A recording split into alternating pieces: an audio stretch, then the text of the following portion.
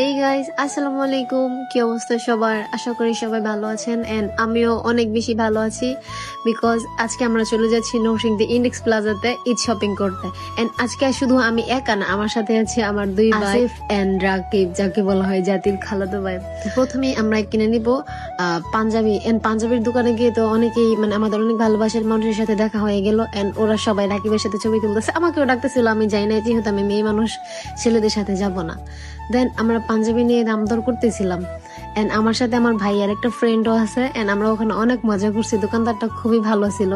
আপনারা যদি কখনো ইন্ডেক্সে যান তাহলে সবাই এই দোকানে যেতে পারেন। ওইখানের দোকানদারটা খুবই ভালো ছিল, ব্যবহার খুবই ভালো। আমরা বেশি দাম দর না করে নিয়ে নিলাম পাঞ্জাবিটা এন্ড আমরা আরো অনেক কেনাকাটা করছি, ওইগুলা দেখাতে পারি নাই যেহেতু অনেক মানুষ ছিল। তারপর আমরা বের হয়ে গেছি আর কি, টুকটাক ক্লিপ নিতে পারছি, অনেক মানুষের ভিড়ে তো আমরা ক্লিপ নিতে পারি নাই।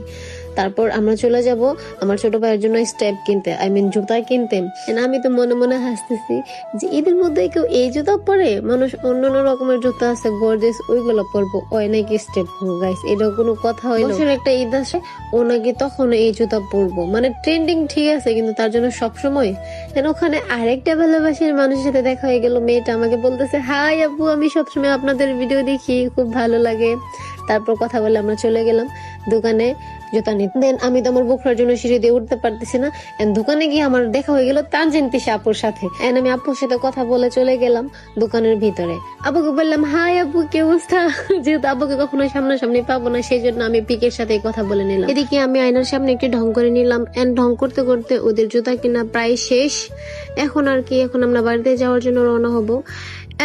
গাড়িতে ওঠার পরে দেখলাম যে আমার ভাই শুধু ভিডিও করে। ও যে কেন ভিডিও করে ওইটা বুঝি না, ওর কোনো টিকটক আইডি নাই, কোনো পেজ নাই, হুদাই ভিডিও করে।